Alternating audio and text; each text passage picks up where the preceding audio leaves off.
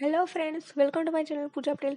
આ video through સમજાવવાની કોશિશ કરીશ કે આપણે naive Bayes classification credit G database ઉપર આપણે કેવી રીતે અપ્લાય કરી શકીએ યુઝિંગ વેકા ટૂલ. તો આપણે સૌથી પહેલાં એક્સપ્લોરર પર ક્લિક કરશું એટલે આપણને આ રીતે કંઈક યુઆઈ જોવા મળશે, જેમાં આપણે ડોક્યુમેન્ટ્સમાં જઈને ક્રેડિટ જી .arff આપણે ફાઇલ ઓપન કરશું. એ કેવી રીતે ઓપન કરશું એનો પાથ મેં અહીંયા મતલબ એ સ્ટેપ બાય સ્ટેપ મેં વિડીયોમાં સમજાવવાની કોશિશ કરી છે.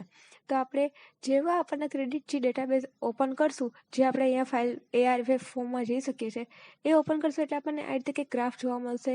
તેના current relation, attributes and selected attributes જોવા મળશે. તો હવે આપણે આમાં નેવ બેઝ ક્લાસિફિકેશન અપ્લાય કરવાનું છે. તો સૌથી પહેલાં તો આપણે એમાં ફિલ્ટર આપી દઈશું કે સુપરવાઇઝ ફિલ્ટર આપણે કેવી રીતે કરી શકીએ. તો હું અહીંયા એડ ક્લાસિફિકેશન ચૂઝ કરીશ અને એને અપ્લાય કરીશ. જેવું એ ઇમ્પ્લિમેન્ટ થઈ જાય એન્ડ ધેન આફ્ટર હું ક્લાસિફાઈમાં જઈશ. આપણે અહીંયા cluster, association, selection, attributes, visualise બધું જ આપણે એક જ ટૂલથી પરફોર્મ કરી શકીએ. તો હું આવીશ ક્લાસિફાયર ઉપર. એમાં અલ્ગોરિધમ્સમાં નેવ બેઝ ક્લાસિફિકેશન હું ચૂઝ કરીશ. એટલે આપણને જે આપણે નેવ બેઝ ક્લાસિફિકેશન કેવી રીતે સમ સોલ્વ કરીએ છીએ એ અહીંયા આઉટપુટ આપણને જોવા મળશે, જેમાં આપણે જોઈ શકીએ છીએ કે ટોટલ 21 એટ્રીબ્યુટ્સને લિસ્ટ કરીને આપેલા છે. ટેસ્ટ મોડ આપેલો છે 10 ફોલ્ડ ક્રોસ વેલિડેશન.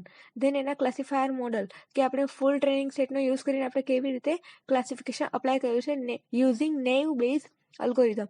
તો આઈ હોપ કે નેવ બેઝ અલ્ગોરિધમ આપણે જેમ એક્ઝામ્પલ સોલ્વ કરીએ છીએ એ જ આપણે વેકા ટૂલમાં કેવી રીતે આઉટપુટ લાવી શકીએ એ તમને મારા વિડીયોથી ખબર પડી ગઈ હશે. તો વિડીયોને લાઇક કરી દેજો, ફ્રેન્ડ્સ લોકોમાં શેર કરી દેજો, એન્ડ તમે મારી ચેનલ પર ફર્સ્ટ ટાઈમ આવેલા હો તો ચેનલને સબસ્ક્રાઈબ કરી દેજો.